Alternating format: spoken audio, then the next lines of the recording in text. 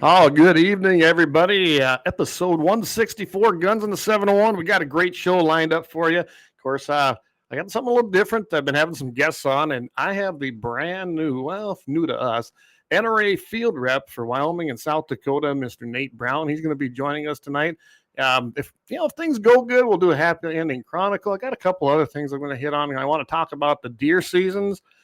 We had some success here on the old Slash H Ranch. So, stay tuned. We're going to go ahead and get the intro going, and we will be right back with episode 164 of Guns in the 701 on the Guns in the 701 network.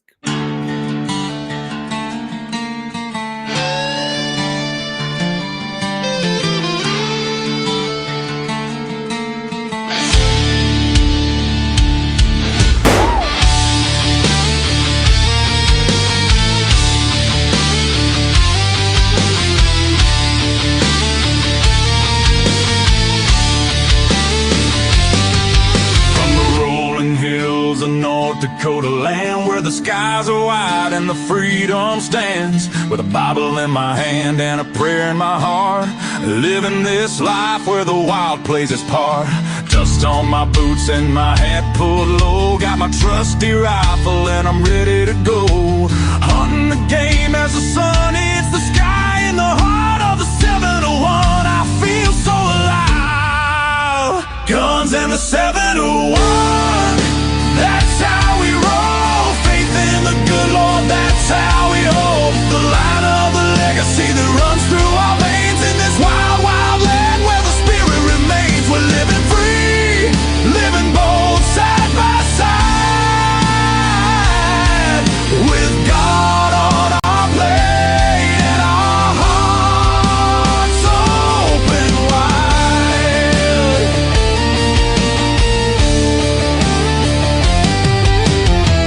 In the fields, the cattle run free with a purpose so strong, it's our grand legacy. The rivers run deep as we cast out our lines, fishing the waters where the North Star shines. Got the warmth of the sun with the chill of the night, with every shot fired we're ready to fight for the freedom we cherish. The second is true, with family beside us we stand through and through. Guns in the 701. That's how we roll, faith in the good Lord, that's how we hold the line of the legacy that runs through our veins in this wild, wild land where the spirit remains. We're living free, living bold, side by side, with God on our plate and our hearts open wide.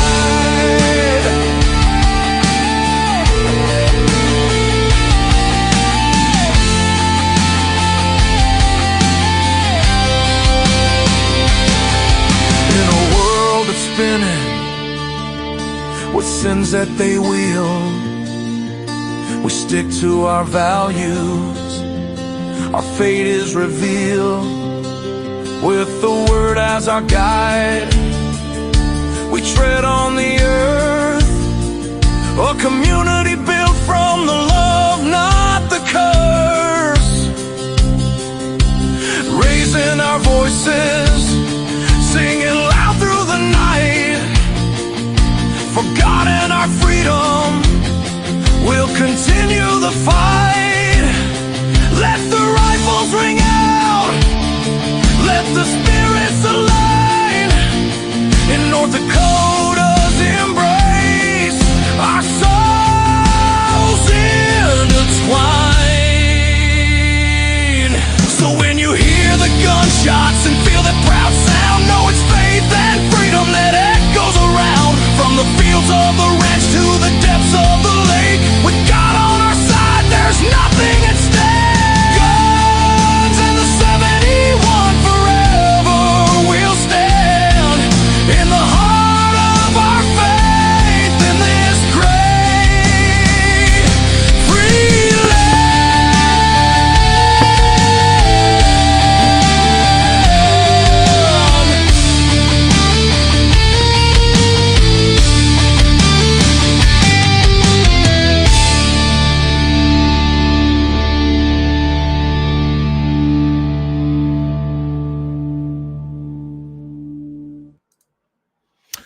All right. Good evening. That is our new intro song. I went with a little longer one. We did a little AI work with music and video. By the way, that is me and my buddy Johnson when we went on our Montana duck hunt. It was a blast, literally.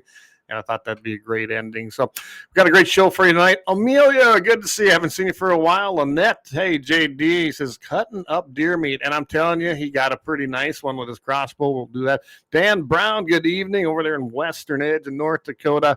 Eric Newman, good evening from the better of the Dakotas. You got to love that little back and forth. And I used to do that a lot when we were NRA, and we put North and South Dakota against each other. It was a good time. Gene Cox, the mayor of Mobridge. Good to have you joining us. And hey, I saw your stuff, Gene. I just wondered if you were able to get yourself your tag punch. So let us know. Lynette, great to see you as well. All right. So we got Nate Brown. I'm going to bring him on right now. See if I can't click him in here. Nate, are you with us? Here he is. I think we got to unmute him though. I got you covered. There we go. All right. So this is Nate Brown. He is the field rep of Wyoming and South Dakota, right? Yeah, they've done a little change in the layout since you were up here, Clay. Yeah, it's been a while, hasn't it? Yeah. I had a great conversation with Nate here earlier this week, and we wanted to get him on here.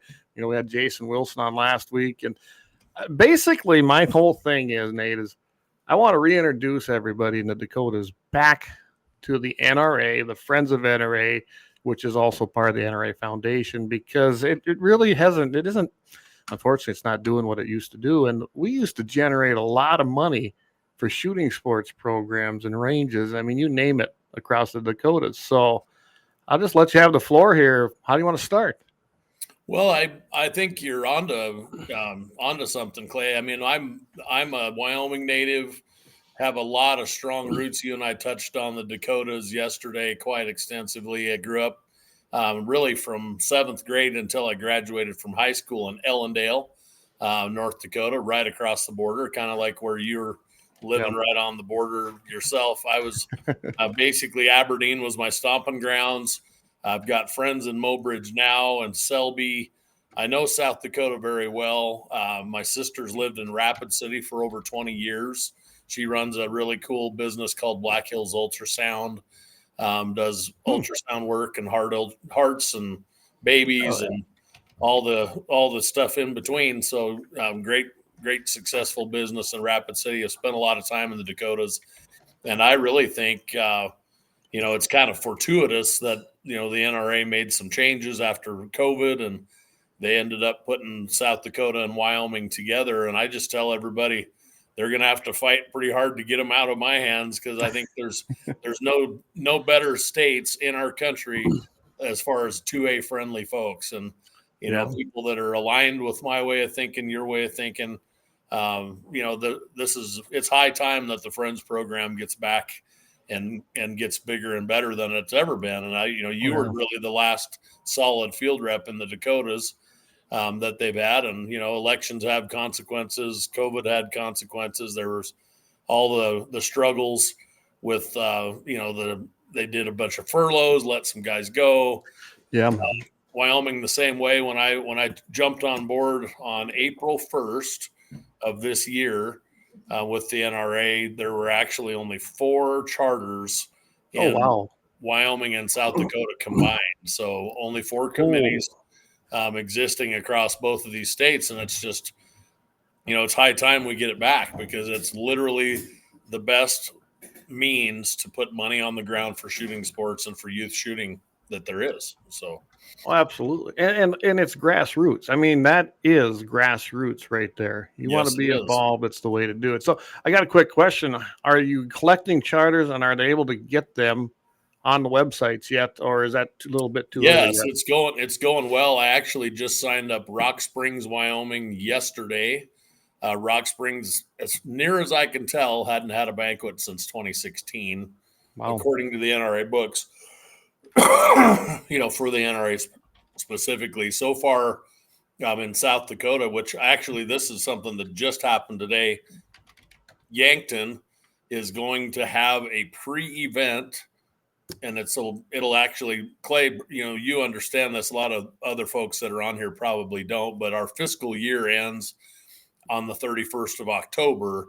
So Yes. all the money raised prior to, to that 31st of October, that money gets utilized in the following year. The grant board decides where it goes, Yep. all that sort of thing. So 25 was a tough one. I just started, and I was 4 months into 25 when I started. So 25 is going to be tough, but I've got those are the only two that are up right now. What we're doing, actually have Riverton, Laramie, we'll have Bags. Okay. Bags is signed up. We're waiting on some confirmation on dates, and you know how that works with the NRA. If you give them the date, they throw it up right away. Yes, I they have do. actually held off on that because a few of my committees, like Riverton today, they've got their date ironed up, but they don't know how much they want to charge for their ticket based on beef prices. So that's a whole other podcast, but they're a prime rib banquet that they do, and they want to kind of check and see what they think that's going to cost this year, and then dial in their pricing. But yes, the question that you asked, so far it's looking like around 11 or 12 on the books for 2026, confirmed on the books between South Dakota and Wyoming. And South Dakota, I've got Yankton, I've got folks in Sioux Falls that are very, very tickled. Actually, the Yankton event isn't up. That's what I'll be doing when I get off of here. I've got to get that date changed. They had it 2020, or they had it on 11/28 in Yankton, and we're going to change that to December 13th. So if you're in southeastern South Dakota, or if you'd just like to road trip down into that part of the country and go to an NRA banquet yet this winter, we are doing an NRA banquet, which it will be up by the end of this week online, but we'll be doing a banquet on the 13th of December in Yankton. So pretty cool. Yeah, it's been fast and furious. We had our first real event that I under my management at the South Dakota State Shooting Complex on November 7th. That was another kind of fast, getting that thing on the board and getting it up and running. The state changed the dates a few times on the opener and whatnot, and so it was a little bit of a rodeo getting that done. But we had a lot of fun. Had about 300 people show up. It was an open house at the new range there north of Rapid City, out in kind of the outskirts of Piedmont. But great new range. Hope you guys all have a chance to go give it a shot. Literally. Oh, yeah. I'm definitely trying to get down there. I've heard a lot of good things, and like I was telling you, this was something I was even working on with groups of people. They just could never bring everybody together, and they even had land kind of for this thing, but it was over by Sturgis at that time, and then there was a whole thing about that. Yep. So it never develops. I mean, this has been 20 years in the making plus, and I'm just glad to see it finally. It's a reality now. And it's an amazing place, and those kind of things are always contentious. You have the East River, West River thing, and Wyoming's the same way. There's been some struggles in Wyoming about where to have a state shooting complex. And all I can say as an NRA rep is it's really cool to have a facility of that magnitude in the Black Hills. Obviously, the Black Hills region is a very tourist-friendly region. A lot of folks want to travel to that part of the state. And so I just encourage everyone to give it a shot, give it the best look you can, and make the trip out there, go enjoy the Black Hills. There's a lot of reasons to come to that part of the country anyway, but that range is definitely, it should be in the running to be one of the reasons to travel there, because it's pretty impressive. They've done a really good job. Yeah. And I was, I hopped on, there was a Facebook place for that. I don't go on there a whole lot anymore, but I did find it was something pertaining to that range, and I think it was a Code of Territory thing where they were covering it, talking about, hey, what a great thing. And I mean, the comments on there were really people. What about the private ranges? Oh, I could shoot for free out in the Black Hills. And yes, I get it. I have my own range right here, mainly because I don't have a nice one. Well, mine's pretty nice now, but I've been building it for a while. But well, and I want to touch on that too. One of the things that I've noticed from and you probably can think of the name of it. I'm not as familiar with that Black Hills region as many of you guys are that live in South Dakota, but there's a spot in the hills close to Rapid City, kind of in that area. What can you think of what they call that, Clay? I can't think of the name of it off the top. Anyway, I know exactly what you're talking about. Actually, been out there. But there's a lot of one thing about the shooting sports and having a range of that magnitude and having it free to the public is it is a really good thing from a PR standpoint. Just across the whole region, people don't need to be drinking and shooting, and partying and shooting guns and all the things. And there's just, that whole area out there is just turned into a kind of a dump. People go out there and they plink a little bit, but it gives 2A friendly folks kind of a bad rap, I think, because most of us are more responsible than that. But at least it is a good facility. There'll be some oversight as to the safety and things that are done right there. So, I mean, it's $20 million range. I mean, that's what it is. It's on 400 acres. I know that, but I can't remember the name of the place outside of town. And you're right. You'd go out there and you could tell there were people that would go out there and clean it up once in a while. But for the most part, that I don't know how you put this delicately. I guess you don't. There was dumbasses out there along with good people, which did not make for a great shooting environment. It really didn't. Yeah. And, there's a lot of safety concerns when things are that way. And to answer one of your viewers' questions, yes, there are metallic silhouettes. There's AR-500 targets. There's a lot of different things. And there's, it's a state-run facility, so we can all make several jokes about state employees, but there's definitely a lot of little things to tidy up and get put together. But it's going to be a spectacular place. It's already is. I've had the opportunity to shoot there a little bit, and they have ADA.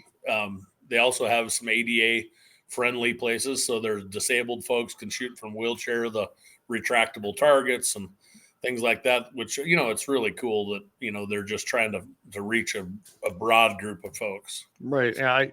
I don't know. I mean, so how did they, do you know if the NRA put any money in from their range grant program, or was most of this raised locally? I mean, I'm guessing Pete Lean, is that how it is? Yeah. And Sons, I'm guessing, put some money into it, being it's named after them. Yeah. There's there's some, again, I mean, we can make some, statements about state stuff. It was one of those things. Obviously, Governor at the time, Kristi Noem, she was able to appropriate a large chunk right away, 13 or 14 million dollars, I believe. And then, they had the ground to make up beyond that. And so, they had 9, 10, 12 million, whatever, to get made up locally. And right. So there have been quite a few organizations, the NRA being one of them, that have gotten in, at that $50,000 to $150,000 range. Some of them are, conservation organizations like the Elk Foundation, Mule Deer Foundation, Wild Turkeys. There's a bunch of those type that have come in at that level. And then obviously some folks like Pete Lean, Jim Skull. I knew Jim had done. I'm not going to say what it was, but I knew Jim did some. And his organization, the Youth Hunting Adventures, between Jim and the organization that he started there in the Black Hills. Yep, South Dakota Outdoor Adventures. Yep. Yeah, they've contributed a sizable chunk of money to the range. But I mean, it's a big thing. A lot of people don't understand also what the long-term upkeep and just the operation of a range of that magnitude is, but I think they did a good job picking the spot for it. I know there was some contention, contentious issues there as well with some of the local ranching community, noise issues and things like that. But, they've gotten through those hurdles. They've gotten over them. It's close enough to town that it's accessible. I think when you think of a complex of that size, you have people flying in, driving in from all over the world, and hopefully lots of big RVs and shooters coming from across the country there. You have to have access. You have to have it in a spot where it's easy to get to. The road's mostly paved out there. I can guess that over time, I'm sure the whole thing will get paved eventually. Right. Probably not right away, but yeah, it's a great spot. It's accessible. It's close to town. Lots of hotels within driving distance and all that stuff. So I would imagine. I was just kind of going through some of everything that's on the grounds. I mean, it's remarkable. There's a ton of stuff there. There's a free area. There is a fee. There's a free and a fee Yep. area, and there's nothing wrong with that. I always hear that. I heard that when I was a rep too. Everyone expected everything to be free. Well, then pony up donating, because nothing's free and it costs money to maintain. And yeah, it's just that simple. But I think they did a good job. It looks like I was kind of going through their range rules. Eye and ear protection required all times on or near a shooting bay. Well, that should be common sense, you'd think. I wear safety glasses just around my ranch here on every single day, because guess what? I don't like going blind. So you just never know what's going to happen. I've had a Dick Cheney moment when I was hunting pheasants one time. So I'm pretty religious about wearing safety glasses myself. We've got four pieces of 4-shot in me at one point in time. So yeah, I'll make a believer in you in safety glasses for sure. So I was just looking at operations and amenities. No appointment needed. There's staff on duty. Steel targets, Gene, just for you, available at the long range bay, 300-yard bay, and the 22 and / air gun bay. So, and then they do not rent firearms at this time. It's not available, but they may be used during the game, fish, and parks classes or special events. I'm just kind of looking. They don't sell, so they're not selling ammo. They're not doing firearms rentals, and that's fine. Who knows? Maybe that'll come. I don't know. I think there's a little bit of discussion going on about how to do that.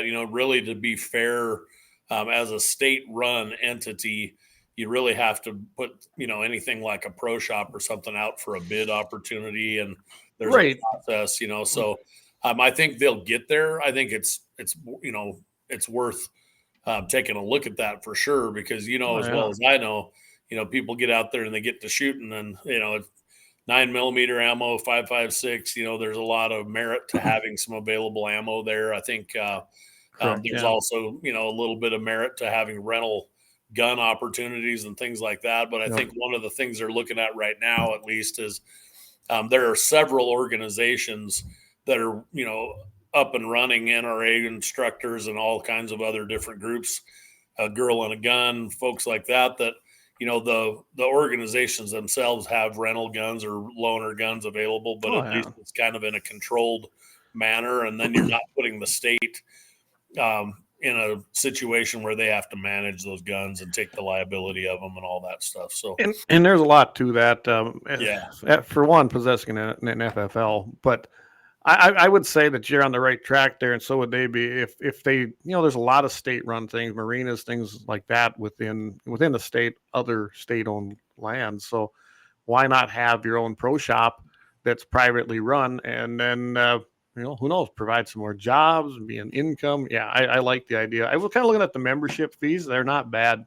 So you got the free to the public includes a 50, 100, and 300-yard bay and an archery range. It's open during business hours on a first come, first serve, and an indoor area available by reservation only. Membership required areas are long range bay, shotgun area, sporting clays, and north range. Individuals $100, family $150, a day pass is $20. I don't know about you, but to me, $150 for my family to go shoot there all year. I mean, to me, that's pretty darn cheap, especially for what they've got there, in my opinion. Yeah, I think you're right too. And I mean, there is the free portion of it as well. And I think you really do. And I, as the NRA rep, I mean, you were the me at one point in time. I want there to be a free option for folks. I think, there's a lot of marginalized people in both Wyoming and South Dakota. And one of the things that I'm sensitive to, not necessarily from a personal standpoint, but just from some of my past involvement and stuff, is, there's just a lot of single parent households out there. And so I think it's nice for there to be a free option. I think mentorship is something that a lot of organizations can really help with, as far as getting kids and boys and girls both outdoors, providing shooting opportunities. Shooting sports is something that I think, as a general rule, folks in North Dakota, South Dakota, Wyoming, Montana, all of this kind of gaggle of states, we take it very, very much for granted. Yes, we do. I had a guy ask me today, have you ever shot 5-stand? I've never shot 5. Oh, I love 5-stand. The Yeah, first and the time I got guys, introduced to it, and really we have until, I don't know, they got one down there now, but up until then, there really isn't much of that around here. well, and that's exactly where I was going with that, Clay, is that, you look at the opportunities that Yeah. this range, on a range of this magnitude, will open up to people, even like myself. And not to take away with my raising, I wouldn't trade it for the world. But, Yeah, no, I grew absolutely. up, shooting live birds and blowing holes in the sky and, hoping I could scrounge up enough lawnmower money to make some more money and buy some more shells. And, Well, my dad, he was pretty good about helping out and paying for all that stuff as much as he could. But, the reality of it is if you have, the Black Hills or the, sagebrush flats like we have in Wyoming, wide open BLM and public land all around you, you really take for granted the opportunities that a range like this provides. You don't realize that, you never were exposed to, like long range shooting. We did some long range shooting, but that's really something that's taken off. I had some great help from the School of Mines kids.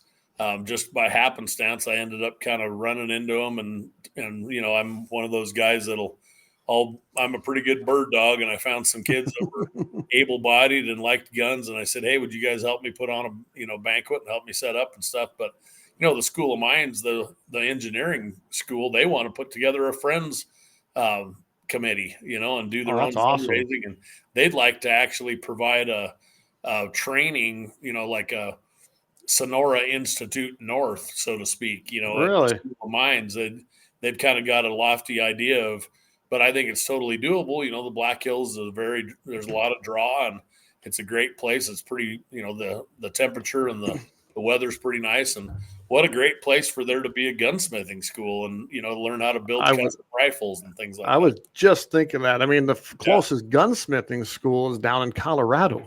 Yeah. That I know exactly. of. I've been Colorado's rolled through there. getting where it's pretty hard to even have a gun. No, isn't that something? Yeah, Colorado used to be a good state, and now it's been, like so many of these, has been taken over by the big urban areas. I mean, it's just and people moving in, and like we always say, don't California, North Dakota, or don't California, South Dakota. Well, it's happening. We saw it happen in Montana. I mean, that Kalispell area. Oh my goodness. Oh yeah. Jackson Hole in Wyoming. Well, and Cheyenne, we're right across the border. Cheyenne's getting fairly liberal, and the reality of the NRA and the Friends program, and why I ended up jumping on board is I really feel like it's one of the most rewarding things and one of the most needed things right now. Complacency and apathy is a huge problem in South Dakota, Wyoming, all of these areas out here. We all grew up with guns in our pickups and, having. I might have a few. Yeah, and all that stuff, yeah. And that's so, only the ones I got there. You take for granted that you have the ability to be free and to do the things that we do and go out your backyard and shoot. And everybody thinks, well, we're in a right wing, presidency right now, and we've got Trump in here. What's there to worry about? But I'll tell you what, 2026 is right around the corner, and elections have consequences. And yes, they do. People have to change people where they live. You have to catch kids when they're young, show them the ability of, being able to handle guns safely, go out and provide food for your family, all of those things. They're the kind of thing that we've got to get that constituency that's moving into these states on board with our way of thinking. So. Oh, absolutely. Hey, we'll go a couple of comments. Doug Wolfie says $150 don't buy much steel, especially AR-500. I mean, I've got a few out here, and yeah, that's not a lot of money for steel. Gene says it costs more in gas to get there, so 150 isn't much. Exactly. And I don't know. I mean, I go down to the hills at least 4 to 5 times a year. To me, when I get down there, I'll probably buy a membership, A, just to support it, and B, if I want to go shooting, guess what? It's there for me. And I would imagine even in the wintertime, I didn't really look at their schedule. I know they had something in there, but if it's nice, what I could envision them doing something once they get on their feet. I mean, what about a Christmas, not on Christmas, but a Christmas shootout or something? Maybe a special Friends of NRA event right there in December. I don't know. I could just envision something pretty cool. Yeah. Yeah. There's a lot. Have a game day at the range, and end up with a little, food and beverage and give away some guns. There's all those things are on the table, man. I'm all for it. And they make glow in the dark clay pigeons. So yeah. Oh my goodness. Wouldn't that What are those new little handheld launchers called? Oh yeah, I've seen those. I can't tell you the name of them, but I can't think of it off the top of my head, but boy, they're cool too. And then, and just like the 5-stand thing, that's a world-class shooting facility. It really is. And I think when you think of shooting sports, that's another thing I wanted to touch on is, I really never thought of shooting as a sport. Let's take a quick break. Thanks some sponsors here. We are powered by Lauer Auto Repair, so you don't want to waste any time. If you're in Bismarck, you want to get up there, 309 South Washington Street. Talk to the boys there. Find Doug, and he will fix everything because he is the smartest mechanic I know. All right. Anyway, we will be right back with Nate Brown, and we'll do it. Let's dive into the shooting sports aspect and a lot of other things right here on Guns in the 701.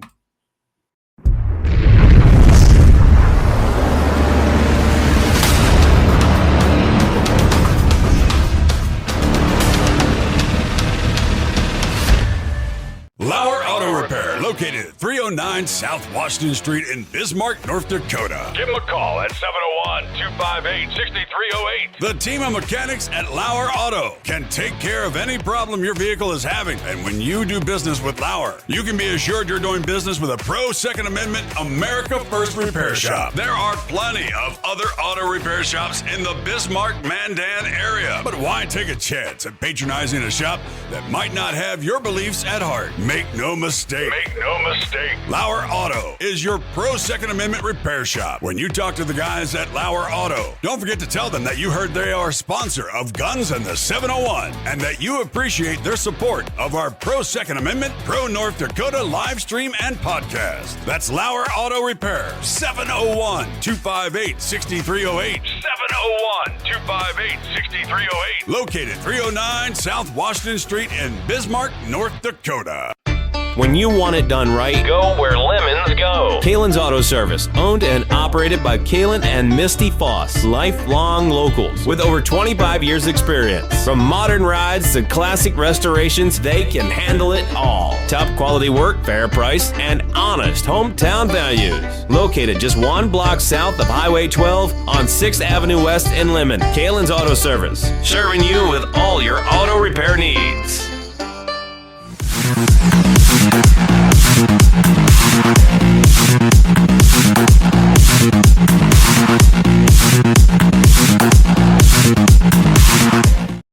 And we are back.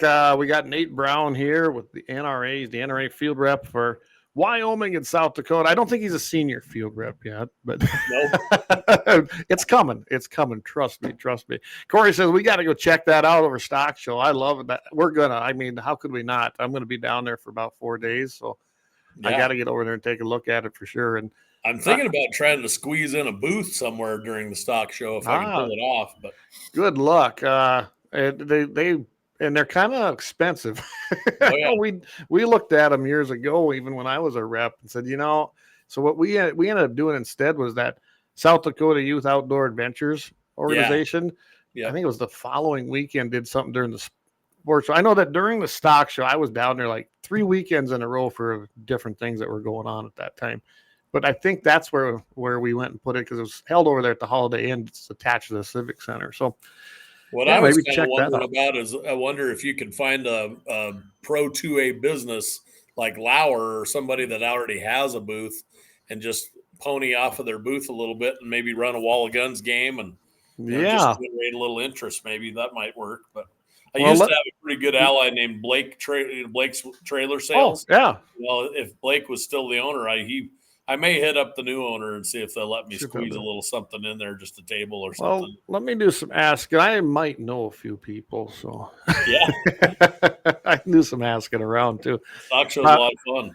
Wall of Guns, that was a lot of fun. But you know what? We're going to go to the sports, the youth shooting sports, I guess, or even shooting sports in general. Yeah, when I was in school, it was never considered a sport. And I don't know about you. I seen it starting when I was kind of towards the end there before I retired. I even went out to Minnesota and seen their their trap club, their high school trap club organization is phenomenal out there. I mean, of all states, Minnesota, because they're not exactly Yeah. gun friendly, but the state itself has a lot of conservative, pro Second Amendment, constitutional areas, just not the main three urban areas out there. And they have one of the most successful, largest high school trap shooting programs in the United States. So when we came back, we went to North Dakota, we got it on its feet. And I believe South Dakota has one now too. So it's nice to see that is actually happening in the high schools and being recognized, because that didn't exist. I suppose it didn't for you either. No, it really didn't. And that's kind of going back to that previous discussion. I think you just take it for granted because of the facilities not being available directly to you. You know, if you don't have a really good, up to date, trap and skeet club in your backyard, grow up hunting pheasants, and a lot of it's just, it's flat out just not having those things available. But one of the coolest things about shooting sports is it doesn't really matter if you're an athlete or a basketball player. Not to take away from sports, I was in all those sports, but there's an opportunity for kids and for folks that aren't necessarily into athletics to still excel and do well. And some of the best shooters out there, it's a crazy cool discipline, and there's so many different options too. You've got shotguns, long range stuff, pistol stuff, all kinds of cool stuff. So Yeah, it definitely is. And we're lucky, like in Lemon, that would be the closest town to me, and that's where I grew up. Is when I first became the rep, I was doing other things with the NRA. I started out as a volunteer, Nate. I mean, we were doing our own banquet for like, I don't know how many years before I became the rep. We actually, when I become the chair of the state fund in South Dakota, we really pushed grants hard for ranges. And so Lemon has a very, very nice trap and sport shooting range right there. It's a dual thing there. And yeah, we're very lucky to have that. I mean, we got our cement lanes. We got a nice little house, clubhouse there. And it's actually a phenomenal range. And I know that they do have a high school trap team now. So we're lucky. I'm glad we were able to put that together when I was still there. And I don't even know who runs it now, because I haven't had enough time to go in there and shoot. And I got my own thrower, so I don't really travel there to go anymore. But so, hey, Gene asked, what is five stand essentially? Well, five stand, I guess you got 5 shooting stations, right? And they got 6 or 18 strategically placed clay target throwers out there. And at each station, a shooter faces sequences of 5 targets. It could be a single bird. It could be pairs. It could be both. It could be with report, not report. And I don't know, they usually got kind of a big deal here. And you've got to stay within that shooting area. And I don't know. I don't know other than it's supposed to simulate bird shooting. I guess that's a good way to put it. yeah. Yeah, I would say that's a good way to describe it. I've just started to learn about it myself, and it's kind of geared towards a combination of trap and skeet. You've got your really fast shots and your pass shooting and all the different types of presentations, I guess. Well, if you've ever been on an actual sporting clays range, that one is same type of scenarios, except you walk, it's best if you got a nice wooded area, but all kinds of simulations in hunting. You might have, something like teal coming out underneath you, the stupid bouncing rabbit. I'm not good at hitting that darn rabbit. It's a clay that comes rolling out at you and goes this way. It might come underneath you. It just depends on how they have it set up.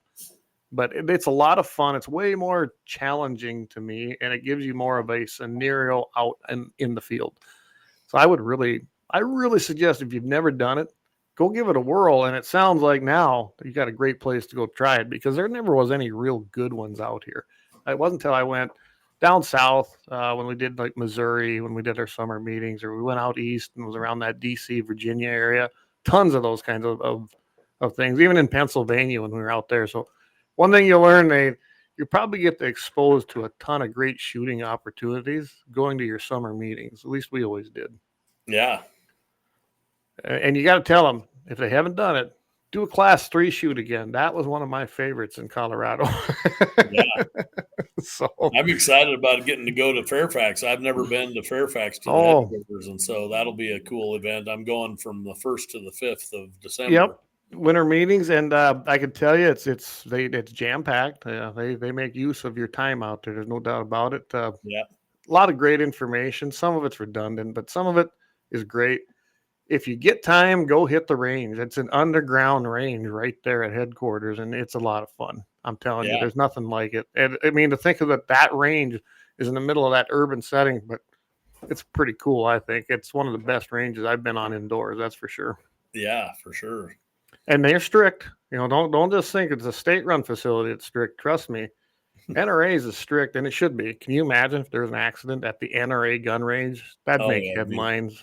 That would be a nightmare for the press release for sure. No, I can just deadly shooting at the NRA range, and I can just hear the. It'd be horrible. It'd be horrible. We're hitting on something else too that I think is really cool about a range and a facility of that magnitude in South Dakota. One of the things that's really become evident to me is the level of proficiency. And becoming proficient with handguns and, especially handguns, but even, with rifles, shotguns, whatever, we kind of have a tendency when we grow up where we do in this part of the world, you kind of wake up with a gun in your hand and go to sleep with a gun in your hand. So you kind of take it for granted that you're proficient. But when you get around folks that do it professionally, it's very humbling, and it's very evident that it's time well spent. Just like a track, runner, you'll never run as fast as you will if you're running against someone who's faster than you. So if you want to get good, go into a range like that, and or even to a local range where there's good shooters, it just makes you a lot better, more proficient user of firearms. Absolutely, yeah. It's like you said. Wait till you get around the guys that are competitors in that, depending on what their discipline is.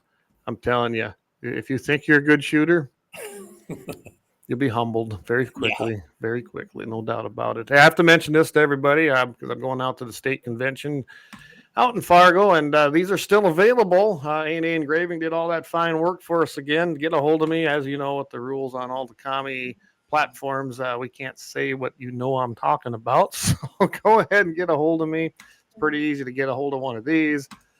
And we're about sold out. So get a hold of me, Trampus, or any other guys, and we'll get you set up. So I had to throw that in there, Nate. I'm still doing those kinds of Freedom Rod raffles. That's how we call them. Yeah. They did a fantastic job with these. Look at that. Yeah, bang stick raffle. Yeah, and we had A&A Engraving. You and I had talked about that, and I'm gonna get you introduced to them guys because they're absolutely. I'm excited about that. They've done so much great work for me since the NRA even. I've stuck with them, and we've done a ton of great things with them.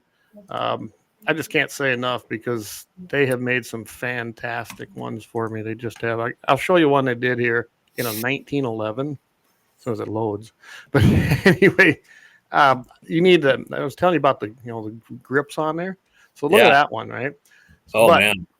We made one that actually has NRA grips and kind of the same styling. So I think we can do something for you. That's really first class. What does NDFB stand for? North Dakota Farm Bureau. Okay, gotcha. Yep. That was the one we did, the blued one. The year before we did a stainless steel, and the year before that we did a complete gold one. Nice. So that one was really cool. Luckily, one of my friends won it, so he was in a different county with a different group, but a farm bureau, and he won it. And I was like, "That's pretty cool, because at least now I can see it still." Here, check it out. That's those grips I'm telling you about, and only ours said NRA when I was with the NRA. But yeah, we did that one. That was completely plated, 24 karat gold. Wow. So, yeah, I do. I always was into the high end stuff. Make it unique. I mean, there's a million raffles out there, right? Yeah. And how do you stand out? Well, you get something like that with a limited draw of 250, 300, chances. I'm trying to avoid the code words that they nick you on, but Yeah. and that's a real thing. But anyway, so shooting sports, yeah, it's a very new concept to a lot of people. I think it's kind of like when we changed, AR-15 got a bad rap because it's an assault rifle, never did stand for that. It was Armalite rifle. I mean that's always been what it was. But I liked it when they changed it as a modern sporting rifle. Yeah. I mean, that's really what it is. It's not just something you go out and kill people with like they were portraying. I mean, my buddy Jamie, who helped start this with us, I mean, he uses an AR hunting all the time. I mean, it's kind of his go-to gun. Yeah. And they've gotten so much better. I mean, the developments that have taken place in that world. And I don't know, ARs are tinker toys for men. I mean, you can build and have fun with them. It's an addiction that you have to really be careful. I got into that when I was working as an operations foreman in North Dakota, and I had too much money to play with.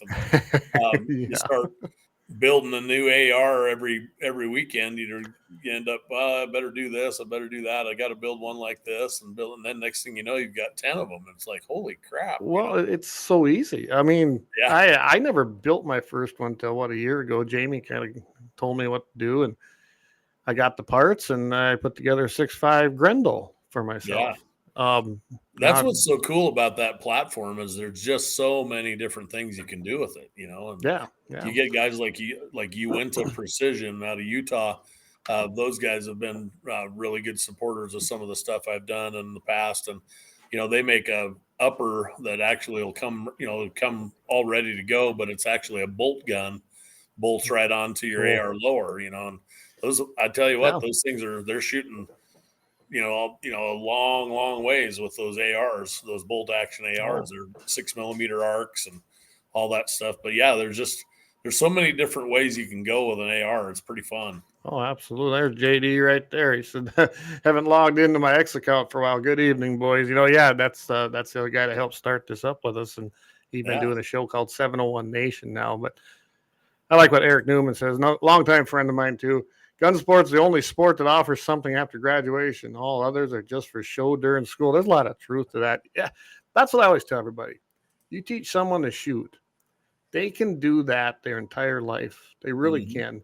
And you can get better at it. You don't really, there is a certain amount of natural ability to be able to handle, shoot, and understand the concepts. But in reality, you can teach yourself to shoot and become better every time. Yeah, and there's so many available online resources nowadays. You've got YouTube and X videos and Instagram. There are just so many different training tools that are just free and available right at your fingertips nowadays. Right. So. And Doug here, this is one of the owners of Lauer Auto. We thank him. And here's Doug. He says, you keep upgrading parts, and then you have extra parts, and then you have to build something new with the old parts. It's a vicious cycle, isn't it? Doug's spot on. I about have enough spare parts laying around that all I need right now is just a couple of things. I've got another AR. I could build another one right now. I don't have a lower. I don't have a receiver. I got to get a receiver. But other than that, I got enough parts to build another full firearm. And this one would actually be in a 5.56 223. But I need another one. But hey, I can always use another one. Come on. So tell you what, we're coming up on the top of the hour. We're a little early, but I'm going to take the big break. So this one will be about 4 minutes or so. So if you got to stop and get something to, refill or use the bathroom, whatever you need to do, everybody, we'll be right back. Come back with Nate. And I don't know, we can talk whatever we want, but I do want to touch on how well hunting went this weekend around here. And I don't know about you out there, but it was a success. So we will come back and continue our discussion with Nate Brown, NRA field rep for Wyoming and South Dakota. We'll be right back. Thanks.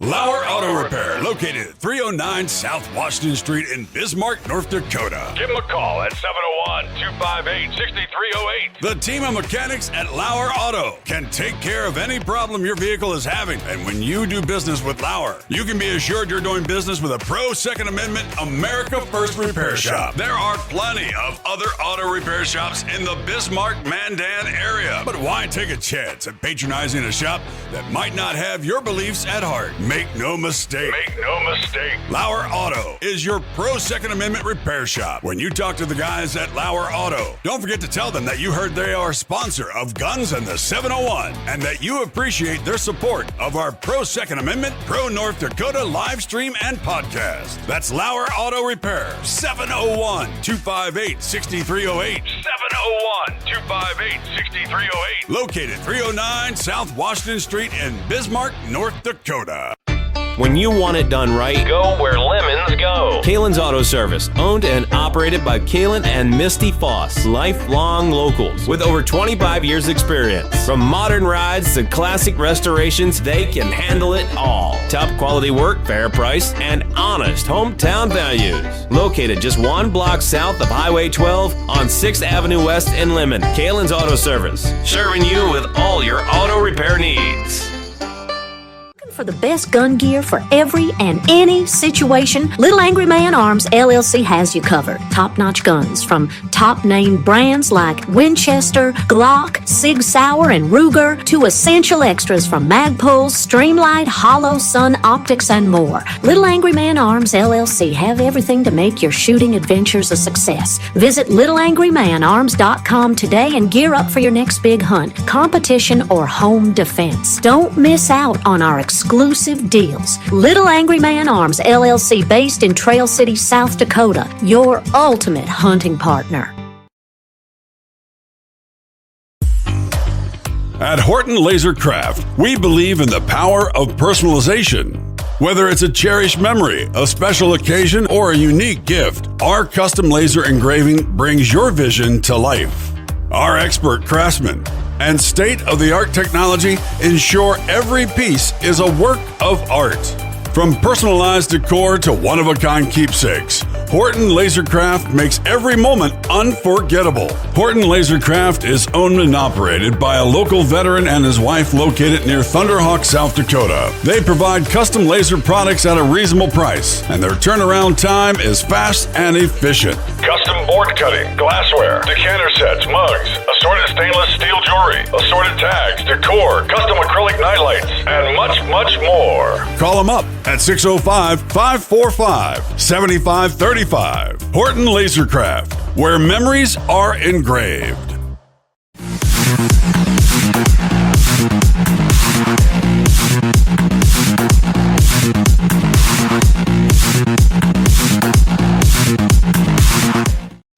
All right, we are back again thanks to Lauer Auto Repair. They have been with us since the very beginning. They're a founding sponsor, and we want to thank Doug and the boys down there, because without great sponsors like Lauer Auto Repair and Kalen's Auto Service, Horton Lasercraft, /H Ranch, Little Angry Man Arms, this isn't possible. So they're what makes it all go. You can try to monetize these commie platforms, but trust me, that's harder than you think it is, because they don't like us. We've been eligible for a while, but they always come up with something. We actually had 2 backups, or 1 backup for sure, on YouTube, just in case. You just never know. And Facebook tried to deplatform us a couple different times. So far, we've been able to stay in there. I also have to mention, Jamie's going to be on next Wednesday, 701 Nation. He just sent this to me. He's got Ariel Dietrich. She's from Williston. She's a former law enforcement officer, now owner of Shadow ID Female Firearms Training. Just talking about ladies shooting, right there it is. New Ruger Gen 2 patrol rifles. The top selling suppressors of 2025. That ought to be an interesting one. I wonder if it's a silencer co. We'll see. And then the new Howa HS Precision Lightweight Hunting Rifle. And, of course, Happy Ending Chronicle. So tune in next week right here, same place, same time for 701 Nation, hosted by J.D. Breck. And being we're talking about it, we'll come back here, Nate, but I'm going to put this up here because he had some success too. got himself a really nice mule deer with a crossbow because he's got a shoulder problem, so he can still use his crossbow in the archery season. So congrats, buddy. That's a nice mule deer. In Wyoming, they just went ahead and gave up, and you can use a crossbow anytime. You don't even have to be disabled. So awesome. So you can use it in the archery season now, huh? Yeah. Yep. So I get a kick out of all the archery guys. A whole bunch of the guys that shoot compounds. They hate the crossbow guys, and they say, well, that shouldn't be allowed, and I just get a kick out of it because it's like, 50 years ago when the compounds first came out, then all the traditionalists they were against those. I just think, nowadays, if you're out in the field enjoying and harvesting animals and utilizing the meat and, doing what people have been doing for 13,000 or 14,000 years, as long as history has been known, I think all disciplines should be, just welcomed. So, well, I can tell you what a lot of it is, at least in North Dakota, they're afraid to lose their niche season with no competition. You pretty much can get one over the counter right now, or, it's not over, but you send in and get it. And that'll change if they do some changing in how things are used in that season. I don't know if it'll change much. Minnesota did it last year, and it didn't seem like it really affected that much. But you know what? It's hard to get a tag in this state anyway because it's been mismanaged so bad by the Game and Fish, and it just has. It truly has, and they do a good job on their fisheries, but not on the big game management. They've messed around with our gratis tags, and that's been a whole ordeal here as far as an antelope season. I know they want to try it in the deer season, but you know what? Unlike Wyoming, North Dakota is like 93+% privately owned. So there probably should be some kind of work done because the landowner-hunter relationship isn't great. And it's all perpetrated by the Game and Fish with what they do. It's not good. You and I have to sit and talk because it's pretty bad in North Dakota right now. Well, there's a lot of challenges with the disease issues and different things going on, and I don't know. We're having a lot of the same CWD and EHD issues right here in Wyoming. I've got a late season whitetail tag that I've yet to fill, and I'm hoping to find a decent buck. But boy, I'll tell you what. It's tough, It's just tough. We have a lot of public land here, but there's a lot of once it gets later in the season, especially, most of the game in Wyoming migrates somewhere, and so inevitably they land on private land. So, yep, they absolutely do, and that's you and I could have a whole discussion on that. But I've hunted Wyoming quite a bit, not so much in later years here, but especially when I was younger. Yeah. And it was plentiful, right? We had a lot of fun, didn't have a lot of trouble filling whatever tags we had. And then the introduction of the wolves started to take their shape. And it did. And I don't care what they say. I grew up during that time when I was hunting out there, and I saw the devastation to just about not just the deer or the antelope, moose, elk, everything. Yep. And it really had nothing to do with disease then. It was completely the introduction of the wolf, and then as they spread out, and at that time they couldn't even do nothing to them because that was the reestablishment thing that was going on. So luckily we don't have, technically I guess we don't have wolves here. People say they're seeing them out in the Badlands, but I hope not, because that would be a bad thing out here. Yeah, it really would. Maybe they can toss them. Maybe we can do like they did in Wyoming, and then they'd end up down the reservoir, those collars. But well, one thing we've done, and one of the best things about Wyoming that I'm most proud of with our wolf management is our predator status. Once they get out of that little buffer zone around Yellowstone Park, they're basically a coyote. So, Montana's got a season. Yeah, well, we have a season as well, but inside that buffer zone, there's a season. But once they leave that buffer zone, so basically 80% of Wyoming, it's open season on wolves. So awesome. Maybe I need to come back out. It's been a few years hunting out there. I've been through there, but I haven't been out hunting there for a while. So JD says, thanks, Clay, because it was a Barnett XP 405 X bow. That was his crossbow. Range, 125 grain mechanical broadhead. Ran about 70, 80 yards and dropped dead. Probably goes around 165. Yeah, that was a nice deer. Yes, he is. Hey, Jamie, we should have had a great big one on the ground this week, but I let one of the guys actually do the shooting because it wasn't on my land. It was on the public land, and my gratis tag is only for my land. But he did miss. But I'm telling you, it's the biggest deer I've ever seen, and he'll go way beyond that. I mean, I got a good look at him, but I'm still looking for him. I know he's in the area. I kind of know where he's hiding out, but nobody has access to that 1/4. So I imagine he's going to hold tight there. But gratis tag, I understand, turns into a muzzleloader tag or any tag. So when you get a gratis tag in this state, you can hunt any season you want. It's like the one tag system that keeps getting talked about. Well, that's pretty much what the gratis system is. That's kind of appealing to me that I could take that now and go hunt that late season for that deer because I'm going to have a way better chance of finding him here in December, I bet. So I'm kind of looking forward to that. I'm not in a hurry to get him right now. So let's see. Oh, he's stuck him at around 30 to 35 yards. There we go. So all of the myths of crossbows, and you'll be shooting 100 yards. It don't look like it took 100 yards. It was 30 to 35 yards. I think a good compound bow, I think people can shoot that at that range, can't they? Oh yeah, there's a lot of people shooting 70 or 80 yards with a compound. Yeah, I'm not an archery hunter. Got nothing against it. It's not my thing. I like to shoot rifles, and I have my sons have 2 tags too, and I would really love to see one of those doe tags filled or their tag in general with a pistol. I've always wanted to do that myself too. I've never got it done, but it'll happen. I'm only 51. I should have time, I hope. Yeah. So, well, I'll tell you what, as long as we're on this subject, let's do some bragging here.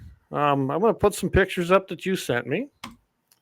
Well, there you go. There's cool. an elk. Yeah.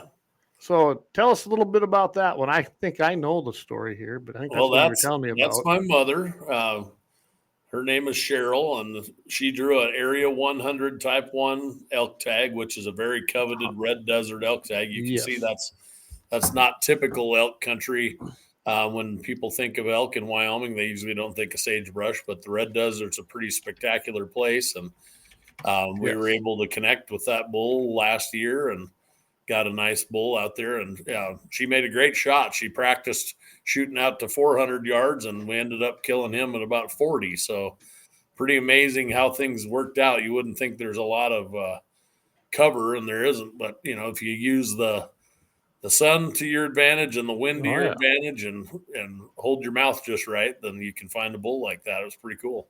If you don't know where the Red Desert is in Wyoming, look it up. It's, I think, about 9,000 square miles, something like that. It's a lot. It's an inward basin, so none of the water leaves the Great Basin, and it's just a spectacular place. It's actually a very, very mountainous in spots, lots of different desert type areas, lots of steep, deep canyons and different things. It's some rough country. It's some Rock Springs and Lander, and then all the way over kind of towards Muddy Gap and Rollins. It's a huge area.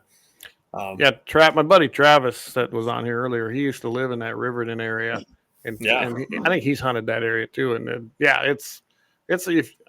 I encourage you to look it up and maybe even visit it if you want, because it's a neat area. So what about this one? That's my dad. That's my dad with a pretty nice pronghorn that was just not far at all from Riverton, about 35 miles. He was actually on private land. I got to spot him, early in the season. Got an eye on him. That's not the best picture. He's got some kind of an interesting little fork on his one prong there, or on his, on the spade that comes out of his horn there. But yeah, just a really nice shooter buck. And my dad had the opportunity to get him, and I've kind of gotten, spent my 20s and 30s guiding elk hunters and deer hunters and moose hunters and sheep hunters all over the Bridger-Teton wilderness. And so I've kind of gotten to the point, where I really almost enjoy watching someone else harvest. It gets that way, don't it? Yeah, it really is. It's just the magic of hunting and, being able to provide opportunities for folks. It's really cool. It's, everything but pulling the trigger, basically. It's just still your experience. And Doug here asked what caliber was used. I think he was asking about the elk, but I guess what about the antelope? Do you remember? My mother's elk, that was a 270, and I think my dad I think he shot that with the same gun, didn't you, Dad? Oh, Yeah. no, he shot his with a 270 as well, but it was Awesome. a BSA, different rifle. Yeah. I love my 270. It's my go-to gun. You can talk to any of these guys on here tonight. They know that I'm in love with my 270. So. Yeah, they're great. Well, They're I great. bought a Model 70. It was the first rifle I bought out of high school that I could finally buy brand new. I saved up for it.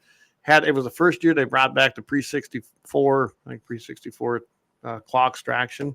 Yeah. So, and I love that gun, and it's dead. It's deadly. That and my Swift, them are my two go-to guns. I obviously have a lot of choices, but those are still my favorite two guns. So, yeah. All right. Well, let's move on to, let's see. Oh, JD says, awesome antelope. That is a nice antelope. It truly is. Yeah, he had a lot of character. He really, I mean, cool I love those kind that are different, right?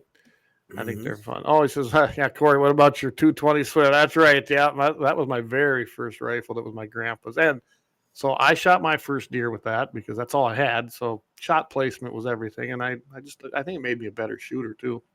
I use it on dog towns, and Jamie can attest to that ain't too many doggies get away from me, but I've been shooting that gun since I was 16 years old. And then, of course, I had both of my sons, they took their first deer with that same gun. So they took that first deer with their great-grandfather's rifle. And then I took my first hog down in Florida with that gun. So, yeah, I do like my 220 Swift, too. Heck yeah. But it's shot placement. All right. I'm going to move. Now, this is one of my favorite ones you sent me. That's just awesome. I love that. That's great. Well, I mean, you have to be do a selfie once in a while. That's right. I was out hiking around above Lander. That's a 10 millimeter Rock Island double stack. Is what I love that the is. 10 millimeter. Yeah, that's a Rock Island Tac Ultra. They call that with a light on it and stuff. It's pretty cool. Rock Island makes some pretty nice. They're very affordable guns, and they're good shooters. They are. Yeah, they're great guns. I've got two of those. Well, when we were doing banquets, I would order them for the banquets. A Yeah. simple plain gun. I'd take those NRA grips from A&A Engraving and slap them on there, and instantly we had an awesome raffle gun. Yeah, you can add value to it. That's the thing. Big time. You can make it unique, and find someone like A&A. I'm excited to meet those folks. Yeah, Mark. Well, Mark doesn't do a lot down there, but his daughter, she's taken over, and they do great work down there. I can't say enough about them. 10 millimeter, the best millimeter. There you go. Yeah, especially when it'll hold like 15 or 16 rounds. That's pretty impressive. I love my 10. If I take a plastic gun, I call them, but if I take one of them, I always grab the 10 millimeter. I've got a 40. I mean, I like that. I've got every caliber I think out there, but I do like the 10 millimeter. I'm kind of partial to that. So, all right, now I got this one here. If I can bring that up, there. That ain't the same one. That's a different one. No, that's a 2 years ago. That was that antelope. Yeah, that was nice goat there. Private land goat. Yeah. Same thing. I had a good friend that I know right down here, not far from the house, and we just we couldn't pass him up. He was just a good shooter buck, and he was right out in a guy's center pivot, that I know real well, and so we had that opportunity, and it just provided itself. One of the areas that's my dad lucked out and drew that tag is right here in the Riverton Valley, so you're pretty much hunting public or private land right within the Midvale Irrigation District area. Okay. So right here in this local area. So that was a good opportunity, and nice shooter, average, just kind of an average run of the mill buck, but a decent one. See, that's above average in North Dakota most of the time. They don't get big around here. I've had some on this place, but you know what I noticed out in Wyoming? Because we don't have a lot of irrigation here in my area per se. So when I'm out there and I see all these irrigated alfalfa fields, oh my goodness, the deer and the antelope that are literally on there are just amazing in that late fall. I mean, it's all green still, and then they just swarm it. Here we go, the private landowner. Well, yeah, it's private land, but it's irrigation land. It wouldn't matter if it was private or public. They'd be there because that's where the food is. Yeah, it's just that's a critical piece. You've talked about private land and touched on that, but that is a critical piece to wildlife and conservation and just management in general. I think you really have to look at the whole holistic picture of where game live in the wintertime. And, if it wasn't for the ranchers and the farmers and the ag people, there really wouldn't be the feed opportunities for the wildlife that we have and that we can sustain nowadays. So, Oh, absolutely. Yeah. which translates to more and more animals and opportunities. And my great grandmother, we're about third generation Wyomingites here, and my great grandmother used to have to hunt for jackrabbits when she was a little girl, in Lusk, Wyoming. And Lusk, I know where that's at. Yeah, you talk just across the border, and you talk about game and wildlife and plentiful game. At the turn of the century, there wasn't near the game available that there is now in a lot of places. People think, well, there's, we've got to really manage wildlife. Well, we're managing wildlife for opportunity now, and that was something. When you look at the turn of the century, everybody ate wild game. So. Right. That was their food source. Yeah. That was their red meat. I mean, there wasn't the cattle. Yeah, it was way different then. And I saw the pictures turn of the century. They hang all over at museums. Of course, there were no limits, and it showed. You'd see 20 deer hanging and maybe 6 guys around there. Yeah. And then they did. That's what they ate all winter, though. It wasn't like they were wasting it. That's just what they ate. So let's the North American model and all that. It's important. I love the North American model of wildlife management and game management. It's a big thing. Theodore Roosevelt kind of saw the writing on the wall. Yeah, you can't just shoot wantonly and without any kind of management at all or any control. You'd have to be careful, or we wouldn't have the game available that we do. And I think that's, it's great that we have so many organizations working for wildlife and providing opportunity, and I love that the NRA has been here from basically the very beginning, 1871. Celebrated their birthday here. Yeah. Yeah. I get a kick out of it. I mean, people talk about, well, if, Kamala Harris gets elected, I'm going to move out of the country. And I'm much like, where do you think you're going to go? Because if you want to bring your guns with you, this is the last great place. It really is. I mean, there's no place like this on earth where you can literally have a gun and protect yourself and do all the things that we take for granted here. So, absolutely. Yeah, no, they just, I'm not even gonna go down that road tonight, but we could. We're gonna have you back on anyway. So. Let's see. 10 mil, a little corn pile out there. Clay will bring that deer in. And thanks to Dusty Backer, who I had on last week. And we got the baiting bill through in North Dakota. So it's not illegal anymore. So, let's just say it's taken care of, Eric. It's taken care of. I'll just leave it at that. So, like I said, you sent me these, so we got to do a little bragging. I mean, you putting your, oh, yeah, there you go. Speaking of our cow elk.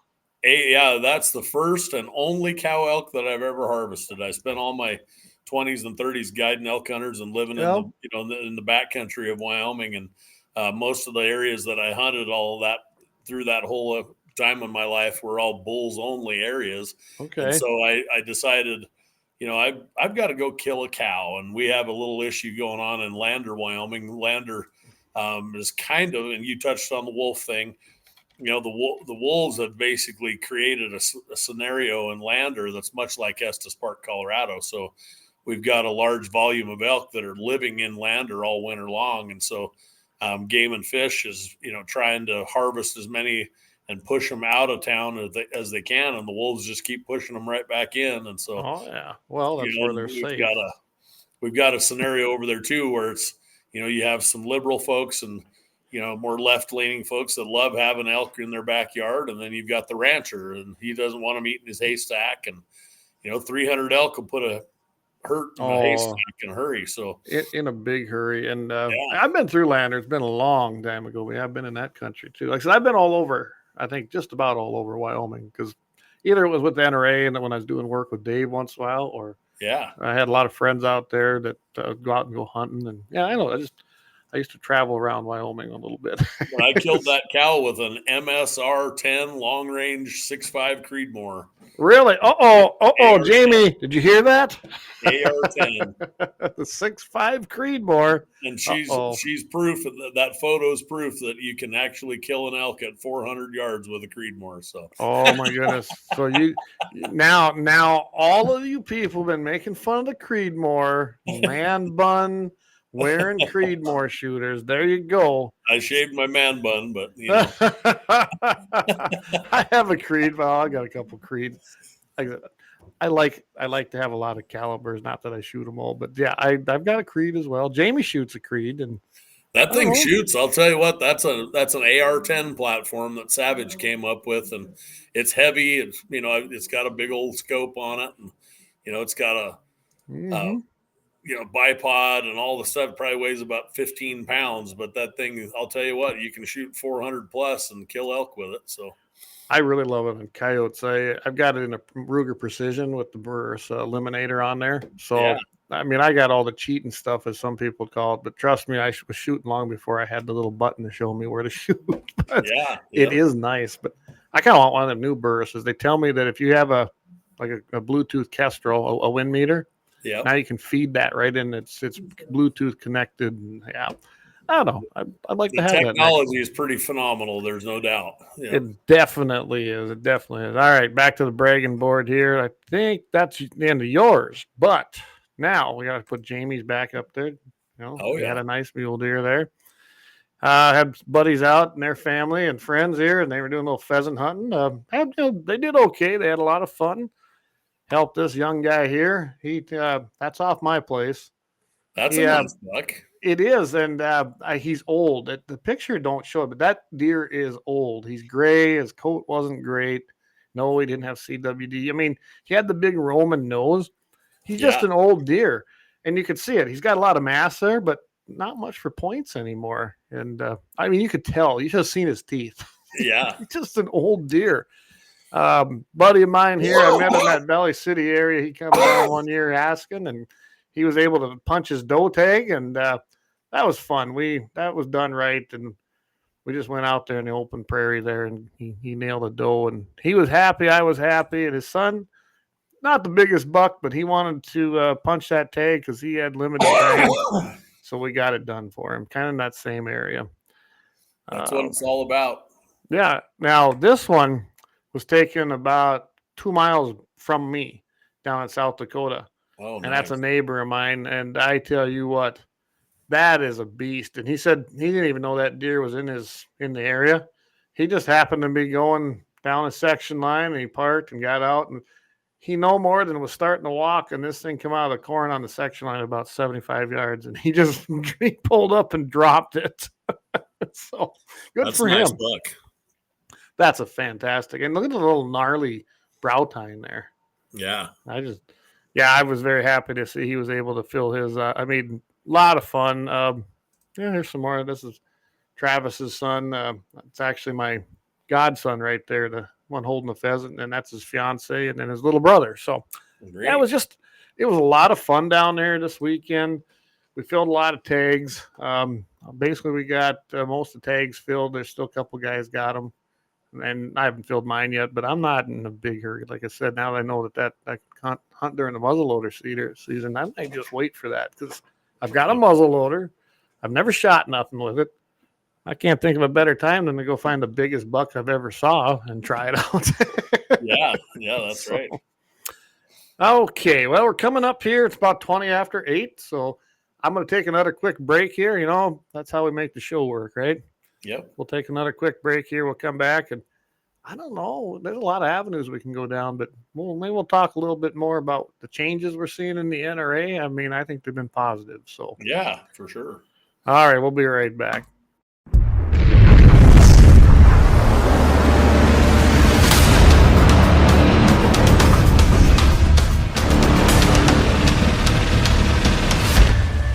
LAUER Auto Repair, located located at 309 South Washington Street in Bismarck, North Dakota. Give them a call at 701-258-6308. The team of mechanics at Lauer Auto can take care of any problem your vehicle is having. And when you do business with Lauer, you can be assured you're doing business with a pro Second Amendment America First repair shop. There are plenty of other auto repair shops in the Bismarck-Mandan area. But why take a chance at patronizing a shop that might not have your beliefs at heart? Make no mistake. Make no mistake. Lauer Auto is your pro Second Amendment repair shop. When you talk to the guys at Lauer Auto, don't forget to tell them that you heard they are a sponsor of Guns and the 701 and that you appreciate their support of our pro Second Amendment, pro North Dakota live stream and podcast. That's Lauer Auto Repair, 701-258-6308. 701-258-6308. Located 309 South Washington Street in Bismarck, North Dakota. When you want it done right, Go where lemons go. Kalen's Auto Service, owned and operated by Kalen and Misty Foss, lifelong locals with over 25 years experience. From modern rides to classic restorations, they can handle it all. Top quality work, fair price, and honest hometown values. Located just 1 block south of Highway 12 on 6th Avenue West in Lemon. Kalen's Auto Service, serving you with all your auto repair needs.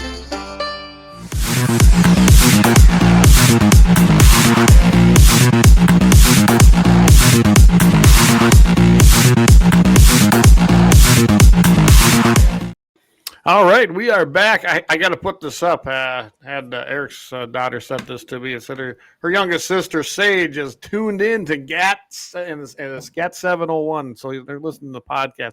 Got fans of every age here. We appreciate that, don't we? Yeah. So, hi, Sage. If you're still listening, hi, Sage. I know you're listening. All right. So we've seen some changes. I'm sure a lot of people, we had Jason on here a couple weeks ago. And I love the fact that we're seeing the new changes. I actually had the president's website up there when I had Jason on, because that's very public. You can get on there if you're a member. You just put your membership number in there. And I don't think I've ever seen a more transparent NRA coming down from the top. I got to say that. And it makes me proud to see that. I don't know. I'm guessing you guys are feeling that around there too, the positive changes, right? Yeah, we definitely are. And I've been involved since April 1st. And full disclosure, Clay, I came into this basically with the attitude that, the NRA is just like any other large organization. It's only as good as the people that are running it and the people that are holding those people accountable. So I think when you look at churches in small towns, that's a good analogy I like to use. Everybody's been to a church where there was a falling out or there were issues or somebody got a little too big for their britches or whatever. But at the end of the day, I like to go back to that 1871 date.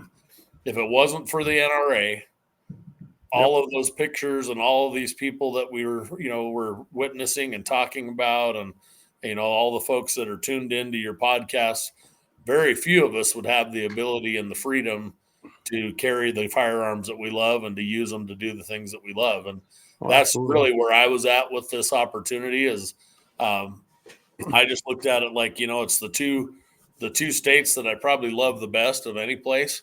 I think the people are the most genuine folks. I also love, obviously, North Dakota. I kind of like to throw the Dakotas into a lump, Yeah, well, when we had them together as a rep, that was great. That's yeah. And, but at the end of the day, it's hard to find more genuine, solid individuals than we have in Wyoming and the Dakotas.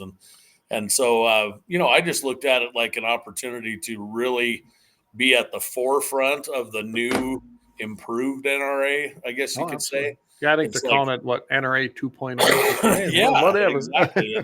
And what it's really done is it's really woken up people all across the country to the fact that the middle of the country is really where the bread and butter is.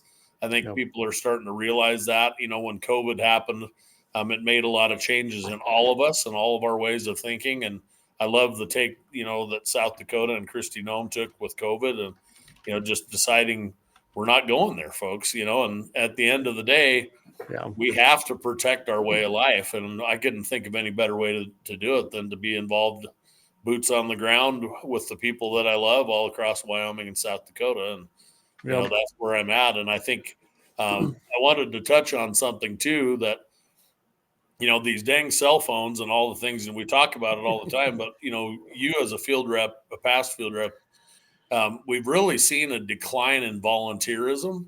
And, one of the things that is critical to the continuation of our way of life is to share the idea of doing something for someone else, volunteering, being involved in your community and your local charity groups, whether it's pro-life stuff or political stuff or whatever it is. People really need to realize that, right now getting involved, boots on the ground in this stuff is the only way you're going to keep these changes from happening and from things evolving and doing, having things be different than what you love. Because if you stand by with an apathetic state of mind and just say, well, it'll never happen to me, it'll never happen in my hometown.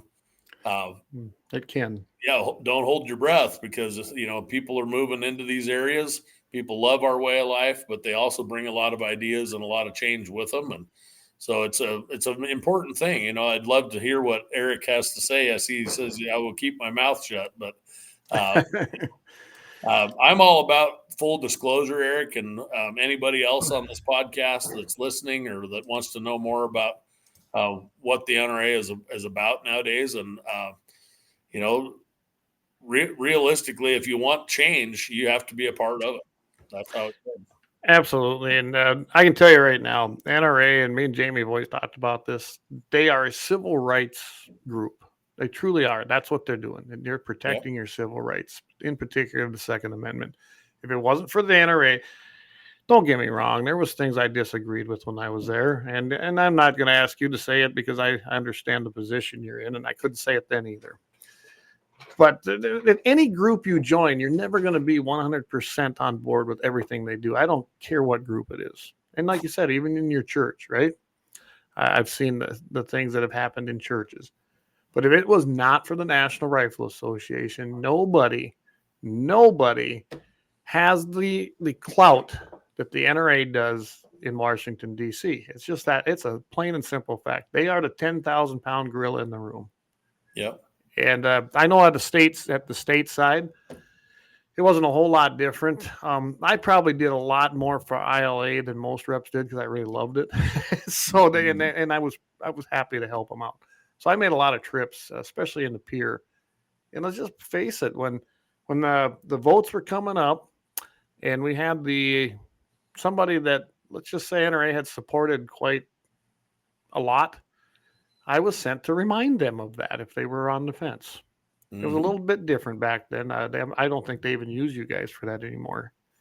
But, they don't officially, but, the reality of the NRA field rep position, and I like what you probably know Brian Hoover. Oh, yeah, I know Brian well. But Brian, Brian said, you're very well could be the only NRA direct employee that most of the people in your states ever meet. And so, that being said, I mean, as a 501c3, the Friends program individually is bound by an apolitical thing, just like all other 501c3 nonprofits are. We can't officially take a stand, but the NRA has been very vocal about saying, what you do on your own time and with your own resources is totally up to you. And so I wear all my opinions on my sleeve, so to speak. I think when you look at the NRA, there's really no doubt which way we lean, Well, absolutely. And that's done by ILA takes care of that. People don't understand. There's NRA, and there's NRA ILA, there's NRA PVF, there's NRA Foundation, you got the Whittington Center. I mean, there are a lot of arms that come out from underneath that umbrella, but nobody puts them. They don't separate them. I used to, people used to confuse that all the time when I was out there. I'm like, listen, that's NRA ILA, has nothing to do with the foundation. but I could answer the questions because I lived and breathed it. I really did. I mean, a little different background than you had. I mean, I was an NRA member right out of high school, life member. I worked my way up to. I was a volunteer, ran banquets for a long time. Then I don't know. It was a calling. I never joined the military, so working for the NRA I thought was the next best line of defense. Right, protect that freedom and really be in that fight because people didn't understand what the NRA really did. And that was one reason I wanted to have you back on here to introduce everybody to the new rep, the new face of the NRA, at least in the Dakota and in South Dakota and Wyoming, and give the opportunity. I mean, I think you have a lot of the same ideology I do. So, Oh yeah, for sure. so my friends in South Dakota, trust me, you need to talk to this guy if you want to get back involved because I think you're going to enjoy it. He's probably better at it than I am because he's nicer than me, I think. But I was just about to hit Clay up and see if I could get a charter going in Lemon. I think it'd be really good to get a charter going up in Mobridge or Lemon or I figured that was coming. I don't know how it'll be in Lemon again. You and I will talk. I can tell you that the previous guy that was here, he kind of destroyed the whole thing there, unfortunately. But I'm not saying I couldn't rebuild it. I did it once. I could probably do it again. Oh yeah, we could do it. I guarantee you we could. There's, that's the thing about it is people get tired, people get opinionated. They have their own little reasons for doing this. And one thing that I know full well is, I'm into this not for the money, not for the personal gain of any kind. I love people and I love the idea of sharing and doing things that are rewarding. And there's nothing better than, sharing the idea of, safe firearm handling, training, what it means to be a single female and be able to carry a gun and be proficient with it and use it for self-defense. And, that's one of the things I think the new NRA in a lot of ways is starting to realize their constituency base is changing. The country's changing. The good old boy mentality doesn't work anymore. People, some of the biggest, fastest growing demographics of gun owners are people that are, single mothers and, people like that. And so, women as a whole, to a lot of different people that we never have before or never worried about reaching out to. And that's yes, that was my biggest complaint even when I was there is that I said, guys, you know why the average age of an NRA member is old? Because you never pursue anybody else. and that was the truth. And you had, when I don't know, I think it's still growing just about as fast, but the biggest segment of shooters was female shooters when I was there. Mm-hmm. So we started tailoring things in our events, the Guns N' Roses raffle, or, you name it, we came up just something just for the ladies in there, or raffles specifically targeting them. And they loved it. And it made them get involved because, again, they are one of the biggest segment of shooters that's growing today. It really is. Mm-hmm. And I don't think that's changed much, honestly. Well, and over 50% of our marriages end in divorce. So, isn't that sad? You just do the statistics, and half of the people raising our kids nowadays are single females. So, yeah. God blessed me with a wonderful wife, 27 years of marriage, and we dated for 4 years. So we've been together a while, and I don't see that changing. So I was very blessed, but it takes work. I want to answer David's question. David said, do you think our ND rep will attend the NRA Long Range Full Bore National at BM? What's BMRPA? It's the Bismarck Mandan Rifle and Pistol Association. It's located in Moffett, which isn't really that far from Bismarck. Another great facility, but it's been there a while, and I know they're trying to do some upgrades and kind of bring it back to its glory. So, when is that, David? Well, yeah, I'm not even sure. David, what's the date on that? I know that Eric Linder is the NRA rep as far as the field rep, but he lives way out in Minnesota. I'm talking way out there. So he's somewhere. I think he's on the other side of the Twin Cities in north. I might have to attend in Eric's stead. I know Eric a little bit, and I'll see him at the winter meeting, and I'll definitely put that on his radar. And Bismarck's not far across the border, and I'm sure it would be find out the date. David, give us the date. Who knows? Maybe me and Nate will ride up there. That'd be fun. That would be, wouldn't it? I can tell you this, David, that Ren, he reached out to me about something that they're doing. I'll talk to you a little bit later about it, but I'm planning to have him on the show if he'll come on. And then I want to mention it on our K-Fire show every Friday that we're on there. So with Mitchell in the mornings, we'll get the word out. It's an event that's coming up too. So see, it's a small circle, Nate. I can tell you that when you start doing these things. Here, he just sent it. Last weekend of May 2026. Oh, perfect. So you should be able to plan that one out. Yeah, one of the hard things for the field rep, as you know, is that's right in the heat of the battle for banquet season. But we'll definitely look at some dates and see if we can pull that off. I'd love to attend that. It'd be great. We have a night before shoot in Glendive, Wyoming, here. Yep. So near Douglas. So guys, that would be the weekend. The last weekend would be Friday, May 29th to the 31st. That would be the last weekend in May of 2026. So there you go. You got the date. Look at that. We got a head start on it there for you, Dave. So, here, I like what Brian said here. He's right. He said, we have to be the biggest threat because we are the only ones ever called out by name by politicians. It is. NRA speaks, and I can tell you it matters. Now, there are other groups. There's Gun Owners of America, Second Amendment Foundation, and you got to remember, them guys do a lot of legal work. They don't do so much policy and legislation. They primarily focus. I mean, they're the ones always suing everybody, and I'm glad they do. NRA is usually part of that as well. NRA is the legislative king as far as putting forth bills and getting them passed. They're the most successful at it. They're the best in their game. Yes, there's been issues, but don't believe the media. I've been there. I worked there, and you have too now, Nate. You can see how they work and the way they do it. Well, and all you have to do, I mean, I'm going to make a very political statement here, but if you look at the downfall of the NRA, so to speak, yeah, there were some inner struggles, but it was really, it was a function of Letitia James and her, threat to Trump. And, you look at what she did to Trump, 34 felonies and all that stuff, those got reversed. I'm not saying that everything was perfect with the NRA. There were some doors left open, but at the end of the day, a lot of it was just, basic political skullduggery that caused the heart of that battle. But it did. And you're going to have those things, especially in an organization that's that large.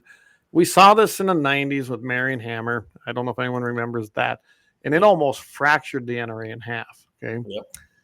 We recovered. We come back. Charlton Heston took the reins, and I think he was a big part of that. Big celebrity and big promoter and a big name, right? Mm-hmm. And he really was able to bring back the sides in the NRA and pull them together. But let's remember something else that went on in the 90s. The assault weapons ban. If it wouldn't have been for the NRA that was fighting a Democrat-controlled House, a Democrat-controlled Senate. Remember, we hadn't won the House back yet, and a Democrat presidency. The assault weapons ban would have never sunsetted. It would still be in force today. Yep. The NRA did their best, and I know that they caught so much grief. Oh, they supported this. They didn't really support it. They litigated it, and basically they knew they were going to lose that battle. I knew they were going to lose that battle. They didn't have the vote. To choose. You're hitting on a good point. You have to choose your battles. That's the thing. And they did, and they were able to litigate it so that they threw out a bunch of the guns that were on that list, because even your semi-automatic Remington 7,400 rifles would have been included on that list. Remember that. They were able to litigate it down to a small amount of guns with a 10-year sunset, and then they let I guess you could say, for lack of a better term, they let those reps and senators vote for that and pass it, knowing that in 10 years it's going away. And it did. Yep. But you know what? They had no chance. If they wouldn't have done that, the original bill would have stood, and it'd still be the law of the land today. I have no doubt. Yeah. Yeah. So, and I know we got a guy on the radio, but he's not on there so much anymore, old gumshoe Cody, who hates the NRA because of that. They let the 1968 gun control. You know what, Cody? You don't know what you speak of, and I know he listens to this once in a while. Don't care. But and I always ask the NRA. What I like to ask guys like that too is what's your alternative? What's your solution? They don't have one. You can say all you want to say, but come up with a solution. Let's bring some solutions to the table. If you want to, Absolutely. if you want to throw darts, at the end of the day, it's all about getting something done and figuring out, that's politics 101, and it's never pretty. But, I think, we've learned that lesson. People have, look at the ATF and we're in a position right now where the National Firearms Act is basically, it's defunct. And we've hit on that a lot on this show. I don't think people understood that when we got it zeroed out, when the tax becomes zero, it's no longer a tax. Therefore, you can't have a requirement if there's no fee for it. We went into the detail. I'm not going to cover it again tonight. I'm telling you, this is the pathway, and I'm sure you guys are going to talk about this at the winter meetings. It's the pathway to eliminate the NFA, and not through the long legislative process, because you can't have a tax if it don't have a value. And there's a whole different part of the U.S. code for taxes, I think under Title 18. So, get ready, guys, because I think it's going to be interesting. I do know this. After that zeroed out, I'm planning to get us another suppressor. I've just been waiting for that. So, actually, I'm going to get a couple of them. So, hey, Eric did respond. He goes, "Hey, we was talking about when he said keep his mouth shut about teasing about the 6.5 Creedmoor." He says, "That's what I said." I was going to say, I don't think Eric. I know Eric too good. I knew he wasn't against us. So, and David said May 28th through the 30th is the date. We'll shoot to 800, 900, and 1,000 yards at one of the wickedest ranges on the planet. And he's right. The wind out there, you'll see if you're able to make it. Like I said, I'm going to have to try and make that with you guys. Brian says, Teddy Roosevelt said that complaining without a solution is called whining. I like that. That sounds like a That's t-shirt. great. I have to have a new t-shirt. That's spot on, too. Well, I'll tell you what. Let's take one last break. Before we go here, and then we'll come back with some closing thoughts. And I do have a happy ending chronicle. I think you'll like it. We always highlight the self-defense act with a firearm usually on the show. So if you want to hold on here, if you got time, don't you, to finish it out? Yeah. Cleared your schedule just for this?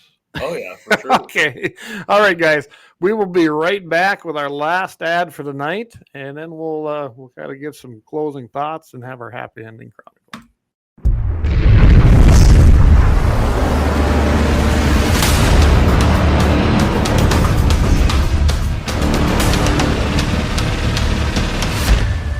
Lauer Auto Repair, located at 309 South Washington Street in Bismarck, North Dakota. Give them a call at 701-258-6308. The team of mechanics at Lauer Auto can take care of any problem your vehicle is having. And when you do business with Lauer, you can be assured you're doing business with a pro Second Amendment America First repair shop. There are plenty of other auto repair shops in the Bismarck-Mandan area. But why take a chance at patronizing a shop that might not have your beliefs at heart? Make no mistake.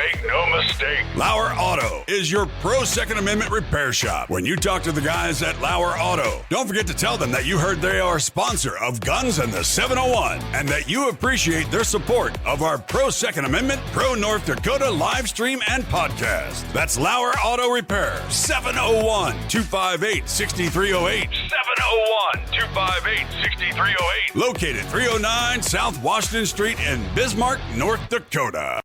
When you want it done right, Go where lemons go. Kalen's Auto Service, owned and operated by Kalen and Misty Foss, lifelong locals with over 25 years experience. From modern rides to classic restorations, they can handle it all. Top quality work, fair price, and honest hometown values. Located just one block south of Highway 12 on 6th Avenue West in Lemon. Kalen's Auto Service, serving you with all your auto repair needs.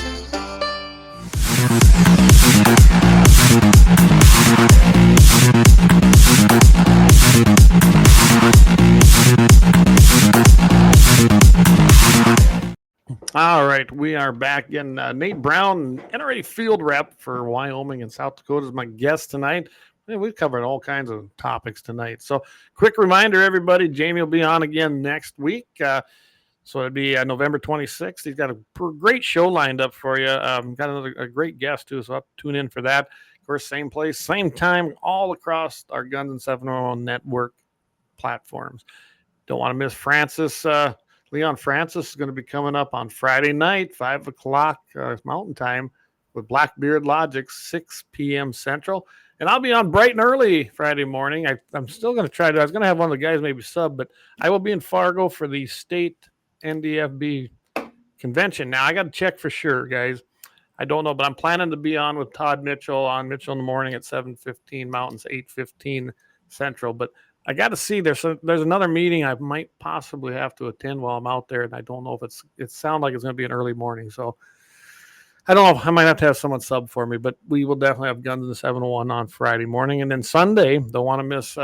Vance is doing a great job with this. He's got the Sunday Sportsman Devotion. I mean, and he does a great job. His knowledge in Scripture is fantastic, and he's a guy that he hunts, he shoots. He used to live up here. He's back down in Alabama now, but he's lived the life that he talks about, and he did hit rock bottom, and he was able to be saved and come back. And I do encourage you guys, just tune in there, because every Sunday morning at 7 o'clock Mountain, 8 o'clock Central, he just does a great job. So go ahead and tune into that as well. And of course, here every Wednesday night. So that's what we got going on right now.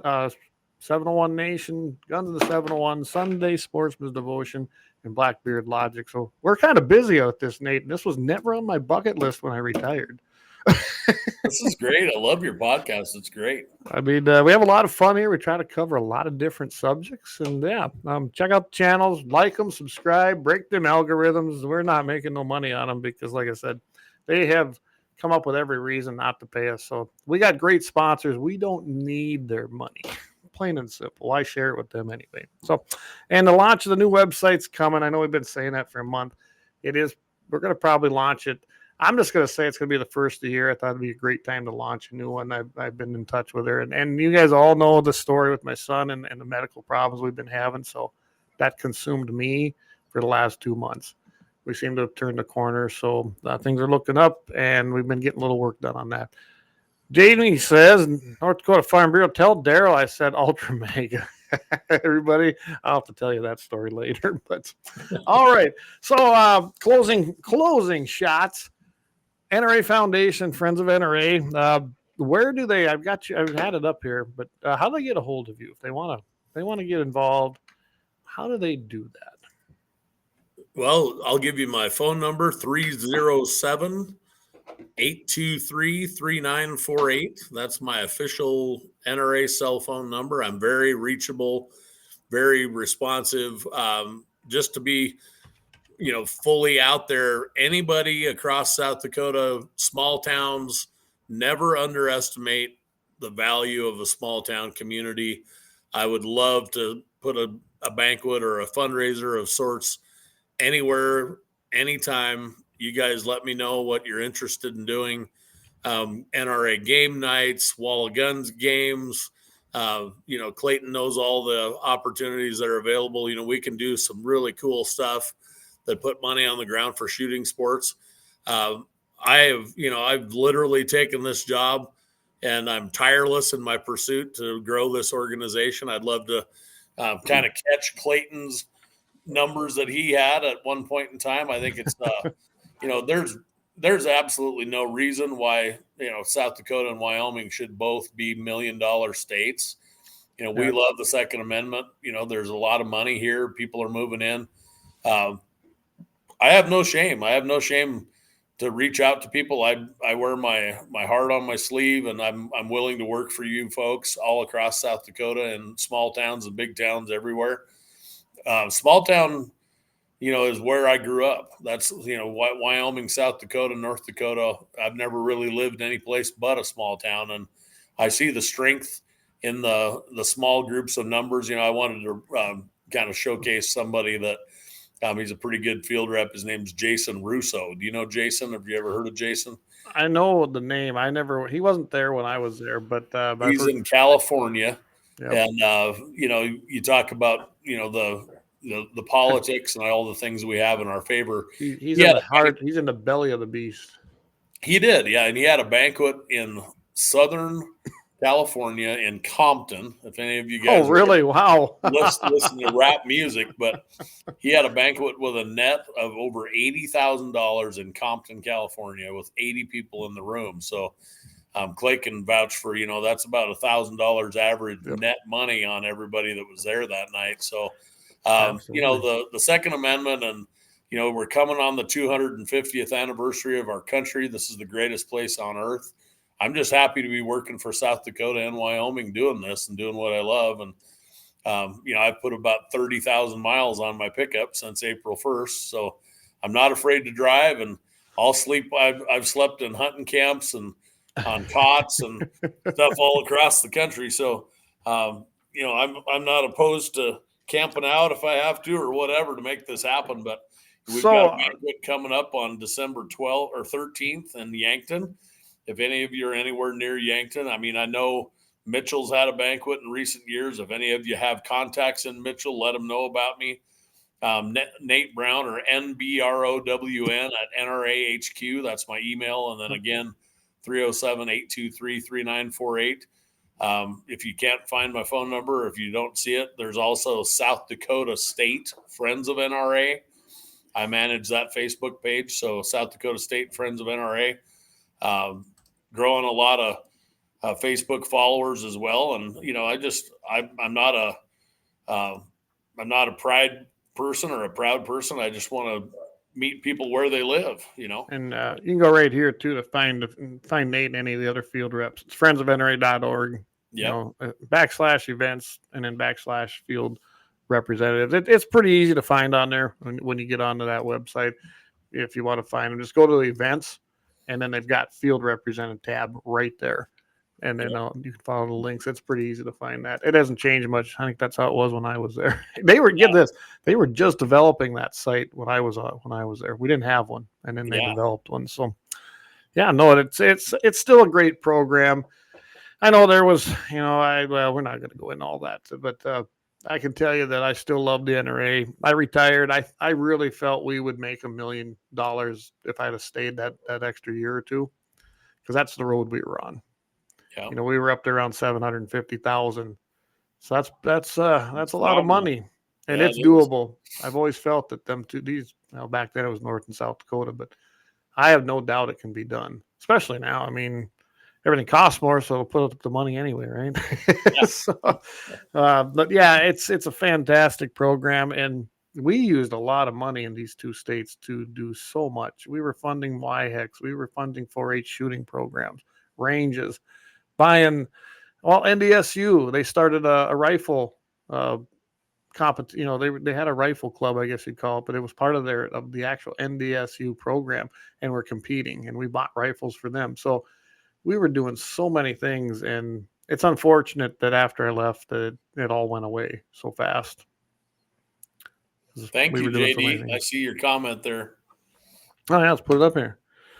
Good to hear Nate on the stream. Seems like a great guy to have on our side and to be repping the NRA. JD, by the way, I met him, and he was one of my NRA volunteers in Bismarck, North Dakota. So I have, and Mitchell, Mike Deakins, who also has been part of this, he's kind of doing the background stuff now. He's one that helps make these ads we do, puts the voices to them. He's in radio out there. I'll reach out to him. I can tell you he got pretty involved with the Masonic Lodge after that. And I don't know. Well, I can definitely visit with him, though, because Mike's a solid guy. And, I mean, you can't find a better guy. He's nice. He's knowledgeable. And I was actually hoping he would have become the next rep when I retired. That was the guy I was kind of training. Yeah. So I think he'd have made a good one. But yeah, I'd love to make his acquaintance and figure out what we can do in Mitchell and put him back in the fold, man.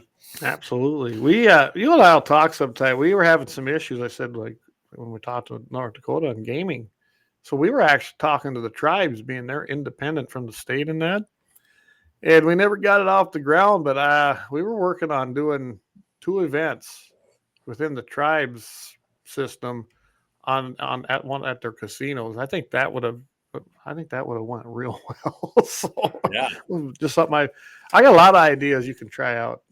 Yeah, for sure. So, yeah, there's really no reason to have for us not to be running a perpetual gun raffle all the time in South Dakota and Wyoming both. I see David asked if I've actually shot the night for a shoot. I have not. I have not done that yet, and I do a lot of shooting, but mostly just in the hunting world, and I love to shoot just recreationally.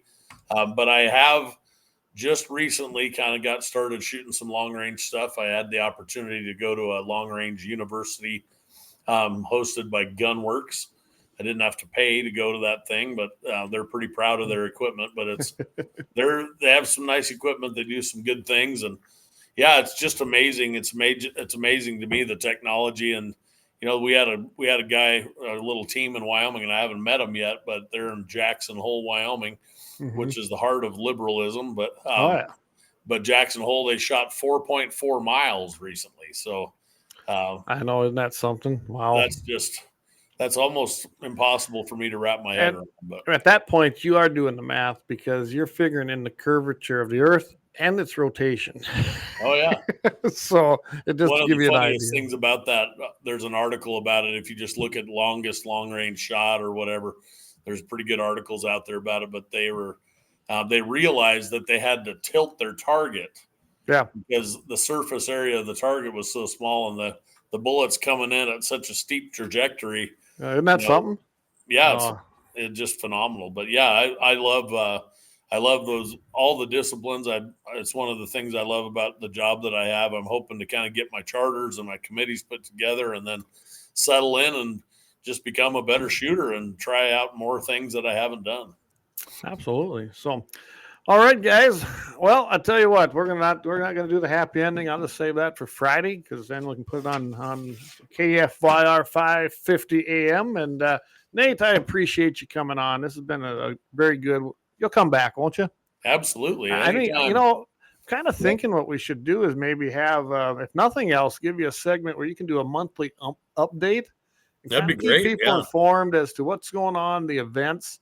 And maybe helping out, can't get them chartered. Maybe we'll have a running charter count. We can get that baby pumped up. We got to do 25 now, right? Still, I think they've got me to be fully chartered. The NRA jargon. Last I heard, it was like 17 or 18 is what they're asking me to do. But okay, well, that's a lot more reasonable. I know when I was there, they were really pushing it. Everybody had 25, and like we kept saying, hey, let's have quality events rather than all these, ones just to make a charter, and what that's about. So, and I think they're starting to realize that just a sheer numbers game. When you look at Illinois and places like that, I mean, we have about 600,000 in the entire state of Wyoming. Right? So, yeah, it's a little bit sparse out there, isn't it? Yep. All right. Well, everybody, again, appreciate you tuning in. Again, don't forget, we got Blackbeard Logic Friday night. We got Vance coming up on Sunday with Sunday Sportsman's Devotion, and 701 Nation with Jamie next Wednesday. And then I'll be following up the following Wednesday. Nate, again, thank you very much. And I will get this. We're going to have him on a lot more, give you some updates. Get out there and join the Friends of NRA. Volunteer. Go to the website, friendsofnra.org. Let's help him make these charters. Guys, keep your powder dry, and we'll see everybody here in 2 weeks for me. So reach out anytime, folks. All right.